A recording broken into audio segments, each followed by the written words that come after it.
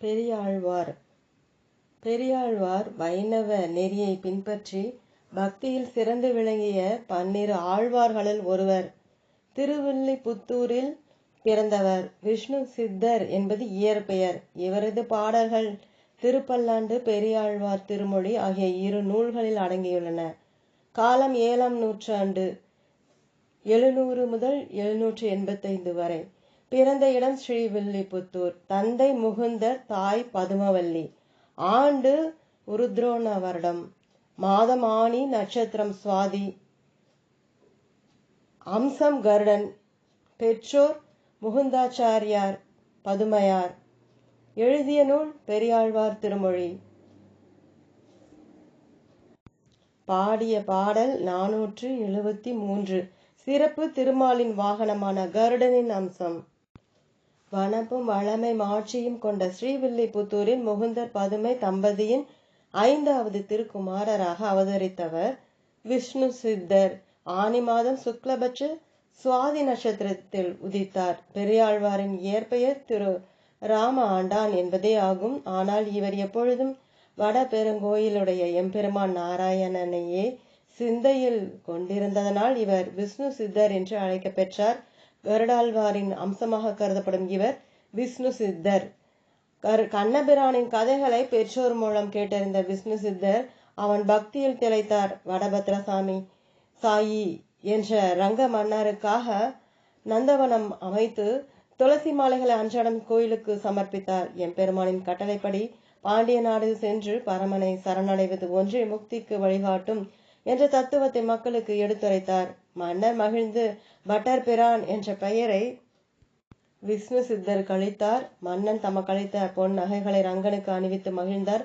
தம் நந்தவன கைங்கரியத்தை தொடர்ந்து மேற்கொண்டு பூமாலையோடு பாமாலையும் ஸ்ரீமன் நாராயணனுக்கு அளித்து பெரியாழ்வார் என்ற பெயர் பெற்றார். இறை பணியிலேயே ஈடுபட்டு எம்பெருமானின் மெய்யடியாரானார்.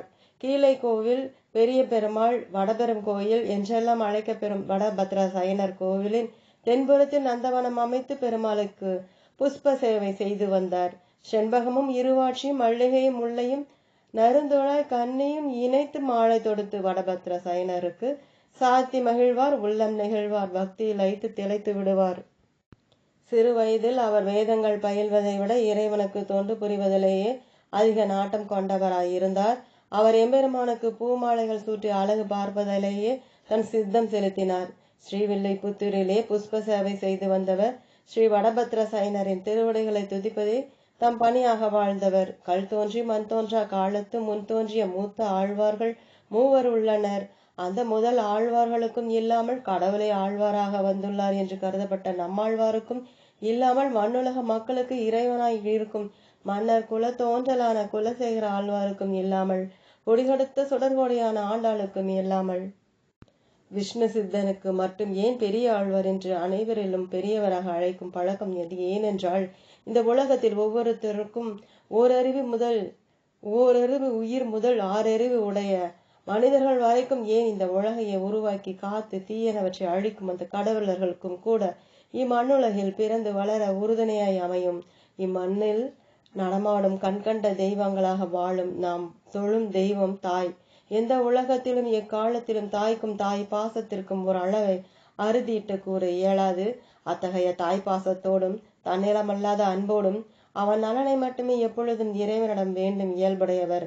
மனம், சொல், சிந்தனை அனைத்திலுமே குழந்தையாய் எம்பிரானை நினைத்து மிகுந்த அக்கறையோடு இருந்ததால் அவர் மற்ற ஆழ்வார்களை விட உயர்ந்தவராய் கருதப்படுகிறார்.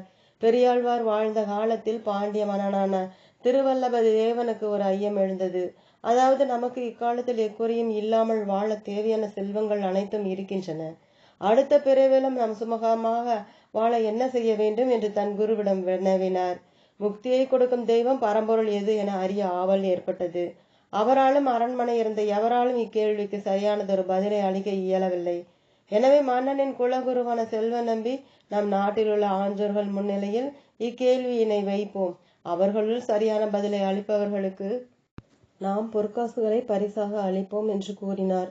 உடன் சபையோரை அழைத்து சபையின் நடுவே பொற்கிளியுடன் கூடிய நெடிய கம்பத்தை நிறுத்தி உலகின் முக்தி தரும் தெய்வம் எது என்ற எனது சந்தேகத்தை நிவர்த்தி செய்யுமாறு கேட்டுக்கொண்டு அவ்வாறு பரம்பொருள் எது என சொல்லும்போது இப்பொற்கிழி தானாகவே வளைந்து கொடுக்கும் எனவும் வேண்டினான். எண்ணற்ற மதத்தினர் தம் தம் மதமே சிறந்தது என வாதிட்டனர். ஆனால் பொற்கிழி வளைந்து கொடுக்கவில்லை. அப்போது பாண்டியனின் அரசவை புரோகிதரான செல்வ நம்பியின் கனவில் ஸ்ரீ கூடலழகர் தோன்றி ஸ்ரீவில்லிபுத்தூரில் வசிக்கும் பெரியாழ்வாரை விழிமின் அவர் உண்மையான பரம்பொருள் எது என பறைசாற்றுவார் என கூற புரோகிதர் பெரியாழ்வாரை அழைக்க பெரியாழ்வார் கனவிலும் பகவான் மதுரை சென்று பரம்பொருளை நிரூபணம் செய்ய கட்டளையிட பெரியாழ்வாரை மதுரை பாண்டியன் சபையில் உண்மையான பரம்பொருள் திருமாலை என்றும் வைஷ்ணவே முக்தியளிக்கும் மதம் என வேதத்தை எடுத்து உவமானம் கூறினார். திருமாலின் பக்தியிலே திளைத்த பெரியாழ்வாரின் முகம் பொழிந்து அருள் வீசியது. இருக்கையில் அமர்ந்த அவர் தம் திருவாயின் என்றும் அமுதவாக்கு பொங்கி பிரவாகமாக பெருகியது. மொழி எனும் ரதமேறி தத்துவங்கள் பவனி வரலாயின. வேதாந்தத்தின் விளக்கமாக இம்மை மறுமை ஆகியவற்றின் வியாபகமாக அப்பெரியவர் உரையாற்றி கொண்டிருந்தார். மன்னன் அவரிடம், ஐயா, நாம் மறுபிறவியில் துன்பமின்றி வாழ என்ன செய்ய வேண்டும் என்று வினவினார். அப்பொழுது பெரியாழ்வார் கூறிய பதிலாவது, ஒருவருக்கு பிறவி என்பதே துன்பமானது. நாம் இப்பிறவியில் நன்மைகள் செய்தாலும் சரி, தீமைகள் செய்தாலும் சரி, அவற்றை அனுபவிக்க நமக்கு பிறவி என்பது வந்து கொண்டே இருக்கும். எனவே துன்பமின்றி வாழ வேண்டுமானால் நாம் பிறவியின்றி வாழ வழி செய்ய வேண்டும். பிறவியின்றி வாழ நாம் செய்வது நன்மையோ தீமையோ அதை இறைவனின் பெயரால் செய்து அதன் முழு பலனையும் முதலும் முடிவும் இல்லாத யுகமாய் அண்ட சராசரம் அனைத்தையும் ஆட்சி புரியும் பெருமாளின் பொற்பாதத்திலே ஒப்படைத்து விட வேண்டும். நம் அனைவரையும் கண் பார்வையாலேயே மயக்குபவன் மாளவன் திருமால் அவன். அவன் ஒருவனே நம் பாவ புண்ணியங்களை போக்கி உலக வாழ்வின் மயக்கத்தை நீக்குபவன் என்பதை தெல்ல தெளிவாய் வேதங்களில் உவமானம் கொண்டு எடுத்து கூறினார் பெரியாழ்வார். நாம் மட்டும் இறைவனின் திருவடிகளை சரணடைவதை விட நம் செயல்களையும் அவன் பொற்பாதம் பணித்து விட வேண்டும் என்று கூறினார். வல்லபதேவனின் ஐயம் அகன்றது. அவனுடைய அக நயனங்கள் திறந்தன. களிப்புடன் அவரையே நோக்கியிருந்த போது அந்த அதிசயம் நிகழ்ந்தது. அரசவையிலே உயரே கட்டி தொங்க விடப்பட்டிருந்த பொற்கிழி வளைந்து அவர் கைகளை எட்டியது. பொற்கிழி தானாகவே வளைந்து கொடுத்தது. அங்கிருந்த அனைவரும் ஆழ்ந்த வியப்புடன் ஆழ்வாரை பார்த்தனர். அரசனும் அவையோரும் என்ன ஆச்சரியம், என்ன ஆச்சரியம் என்று மெய் சிலிர்த்தார்கள். பாண்டியன் கொண்டாட பட்டர் பிரான் வந்தான் என்று இந்திய சங்கம் எடுத்தூத வேண்டி வேதங்களோதி விரைந்து கிழி அறுத்தான். பாதங்கள் யாமுடைய பற்று, ஆம் அவர்தாம் விஷ்ணு சித்தர். இதை கண்டு பேராச்சரியமுற்ற பாண்டியன் மன்னர் மிகவும் மகிழ்ந்து பெரியாழ்வார்க்கு பட்டர் பிரான் என்று பட்டமளித்து பெரியாழ்வாரையும் பணிந்து போற்றி பலவாறாக புகழ்ந்து அவரை மக்கள் அனைவரும் பார்க்கும் வண்ணம் பொன் முடிப்புடன் யானையின் மேலேற்றி தானும் பின்தொடர நகர்வளம் அழைத்து வரலானார். இக்காட்சியை காண கருட வாகனமேறி சங்கும் சக்கரமும் தன் இரு தோள்களிலும் ஏக திருமகளை தன் வலது மார்பிலை தாங்க தேவர்கள் அனைவரும் துதிக்க எம்பெருமான் ஸ்ரீ கூடலழகர் ஸ்ரீதேவி பூதேவியுடன் காட்சி தந்து விண்ணில் உலா வர தொடங்கினார்.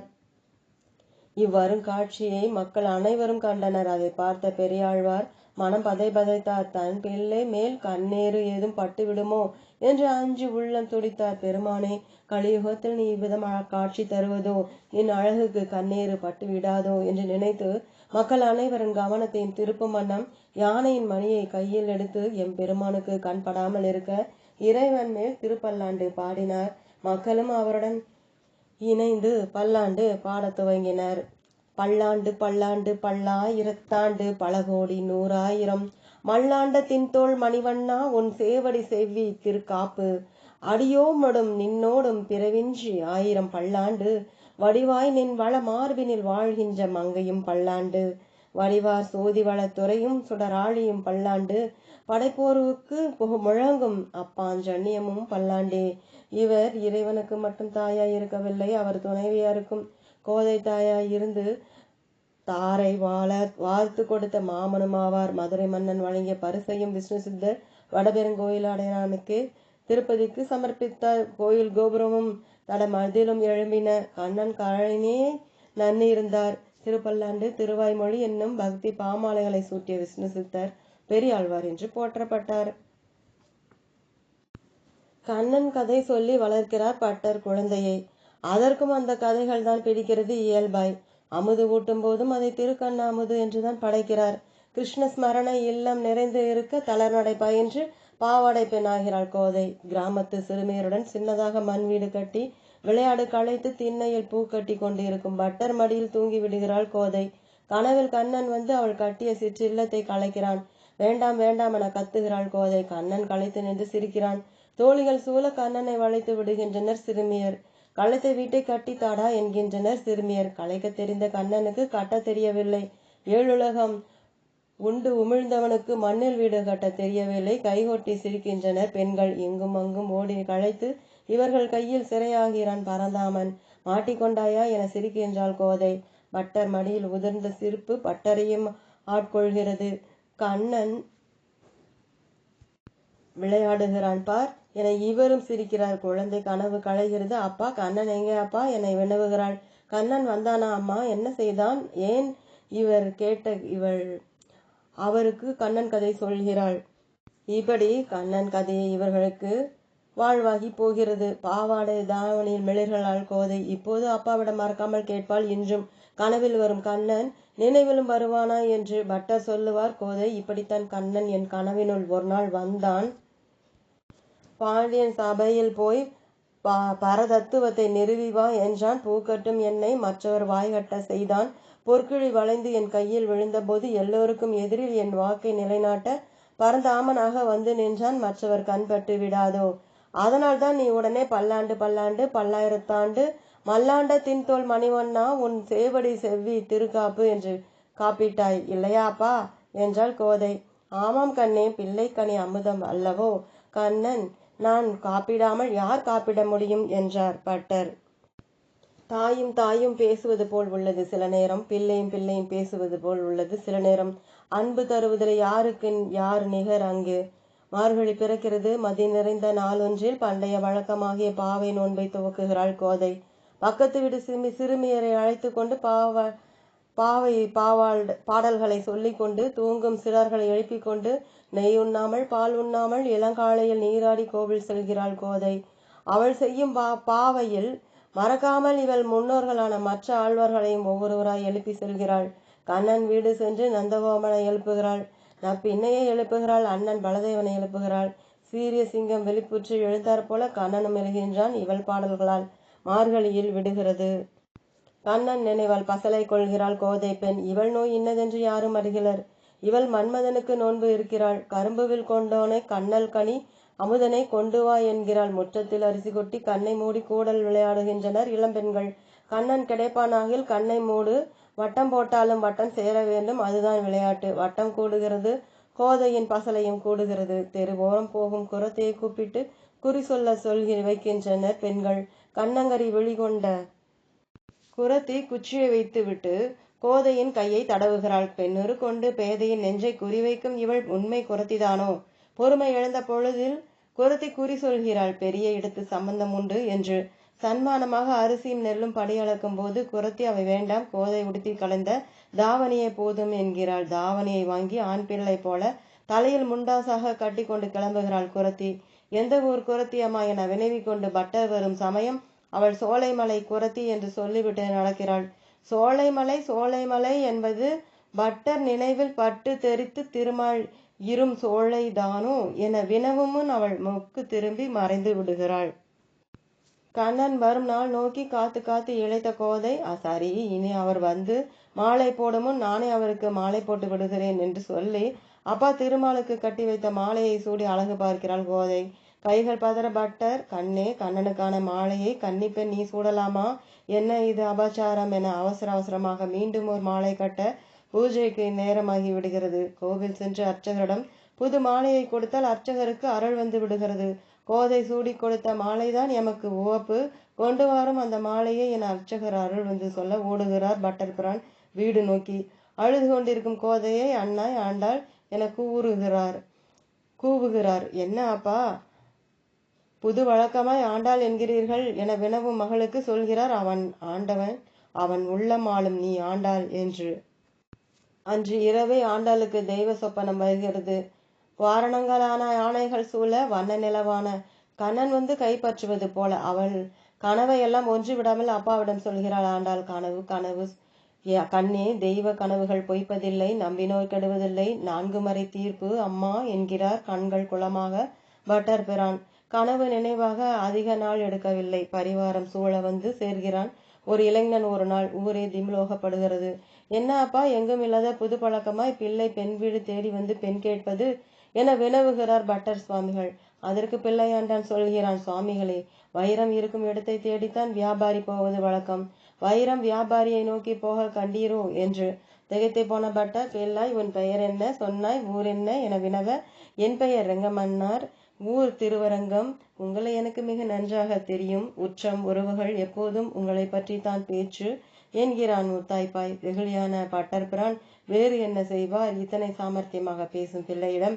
அடுத்த நாளே கல்யாணம் நடக்கிறது. ஆண்டாளுக்கு மகிழ்ச்சி. கல்யாணம் முடிந்து பிள்ளை வீட்டார் ஸ்ரீரங்கம் திரும்புகின்றனர். பட்டர் பிரானும் மாப்பிள்ளை ஊர் வரை வந்து போகிறார். ஸ்ரீரங்க பெருமாளை தரிசித்துவிட்டு வீடு போகலாம் என பிள்ளை சொல்லிவிட்டு பெரிய கோவிலான திருஅரங்கத்தின் வீதி தாண்டி பல மண்டபங்கள் தாண்டி கருவறை விரைகிறான். வயதான பட்டர் முடிந்த மட்டும் எட்டி நடை போடுகிறார். இவர் பெரிய பெருமாள் சன்னதிக்கும் வருவதற்கும் மாப்பிள்ளை பையன் நாகப்பை அணையில் துயில் கொள்ளவும் சரியாக இருக்கிறது. இவர் வளர்த்த சின்னஞ்சிறு கிளி மெல்ல பாம்பனையில் கால் வைத்து ஏறி ரெங்கனுடன் சங்கமித்து விடுகிறாள். எங்கும் பல்லாண்டு பல்லாண்டு என வேத முழக்கம் ஒழிக்கிறது. பட்டர் பிரான் கண்கள் குளமாக கை கூப்பி நிற்கிறார். ஒரு மகள் தன்னை உடையேன், உலகம் நிறைந்த புகழால் திருமகள் போல் வளர்த்தேன், செங்கன்மாள் தான் கொண்டு போனான், பெருமகளாய் குடி வாழ்ந்து பெரும் பிள்ளை பெற்ற யசோதை மருமகளை கண்டு உகந்து மனாட்டு புறஞ்செய்யும் கோளே. விஷ்ணு சித்தர் எனும் பெரியாழ்வார் 461 நமக்கருளினார். வில்லிபுத்தூர் நகரத்தை விளங்க வைத்தார். வேதியர்கோன் பட்டர் பிரான் பெரியாழ்வார் பல்லாண்டு பாடி அருளினார். அன்பும் பக்தியும் பாசமும் சொட்ட சொட்ட பெரியாழ்வார் அருளியவை. 1 திருப்பல்லாண்டு, 2 பெரிய ஆழ்வார் திருமொழி ஆகினாகும். அது மட்டும் அல்லாமல் பிள்ளை தமிழ் என்னும் இலக்கிய மரபை தோற்றுவித்தவர் பெரியாழ்வார். இந்த திவ்ய தேசத்தில் விளைந்த பெரியாழ்வாரின் திருப்பல்லாண்டுதான் எல்லா தலங்களிலும் இறைவனுக்கு திருப்பல்லாண்டாக பாசுரங்களில் முதலாக பாடப்படுவதாகும். பல்லாண்டு வாழ அருள் புரியும் பெருமானுக்கு பல்லாண்டு பாடிய பெரியாழ்வார் தாயாக மாறி கண்ணனை தாலாட்டி பரவசம் அடைந்தவர். பிள்ளை தமிழ் இலக்கிய வகை தோன்றிய பெருமைக்கும் உரியவர். ஓம் நமோ நாராயணாய நம. பெரியாழ்வார் திருவடிகளை சரணம். ஓம் தொடரும்.